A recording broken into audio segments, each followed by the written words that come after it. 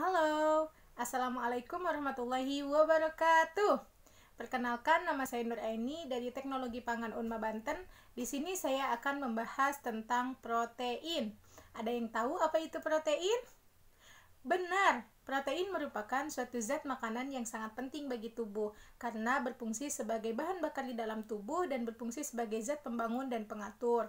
Protein ini tersusun dari asam-asam amino, yaitu karbon, hidrogen, oksigen, dan nitrogen.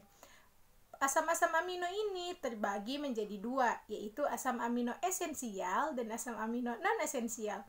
Asam amino esensial adalah asam amino yang kita dapatkan dari makanan yang kita konsumsi setiap hari, sedangkan asam amino non-esensial adalah asam amino yang dapat diproduksi di dalam tubuh. Lalu fungsi protein yang pertama yaitu sebagai enzim, artinya untuk mempercepat laju reaksi di dalam tubuh.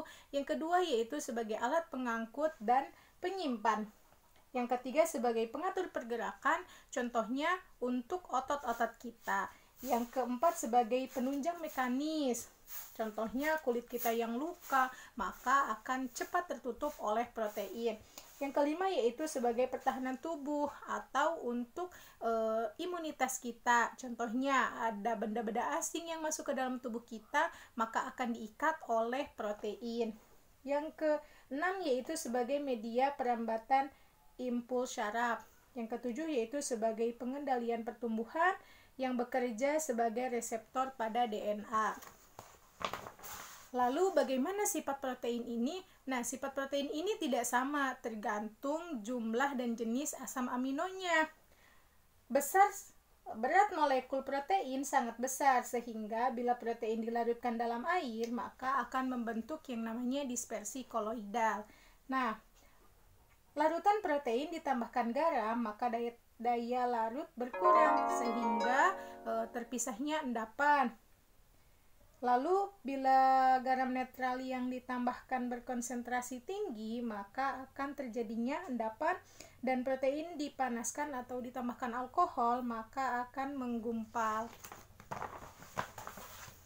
Lalu dari mana sumber protein ini? Nah, sebenarnya sumber protein ini sangat banyak sekali ya, yaitu dari hewani, nabati, dan serealia. Nah, contoh dari hewani ini yaitu telur, susu, daging, ikan. Lalu contohnya dari nabati itu ada tempe, ada tahu, dan misalnya dari serealia itu ada beras, ada gandum, dan lain sebagainya. Nah, pengelompokan protein. Protein ini dibagi menjadi dua, yaitu protein fibrillar dan protein globular. Protein fibrillar adalah protein yang berbentuk serabut, contohnya miosin pada otot dan keratin pada rambut.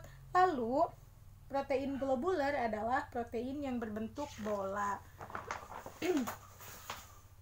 Lalu, berapa kebutuhan per hari protein yang harus kita penuhi? Nah, ini tuh tergantung dari usia dan jenis aktivitas yang kita kerjakan setiap harinya. Misalnya di sini ada anak-anak usia 5 sampai 11 tahun, maka jumlah yang harus kita penuhi yaitu 49 sampai 56 gram untuk laki-laki dan 49 sampai 60 gram untuk perempuan. Lalu yang kedua yaitu remaja, 12 sampai 25 tahun, 62 sampai 72 gram untuk laki-laki dan 56 sampai 69 gram untuk perempuan. Lalu untuk dewasa 26 sampai 45 tahun, 62 sampai 65 gram untuk laki-laki dan untuk perempuan 56 gram. Lansia 41 sampai 65 tahun yaitu 65 gram untuk laki-laki dan 56 gram untuk perempuan.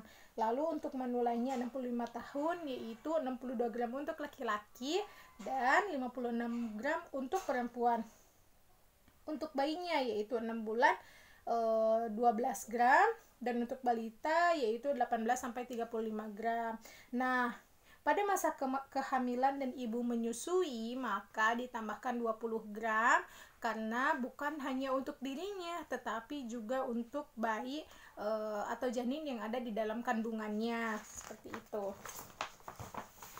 Lalu tubuh kita apabila kekurangan protein, maka akan terjadinya kwashiorkor, yaitu penyakit yang terganggu pertumbuhan badan si anak. Cirinya yaitu anak berhenti tumbuh, kakinya bengkak.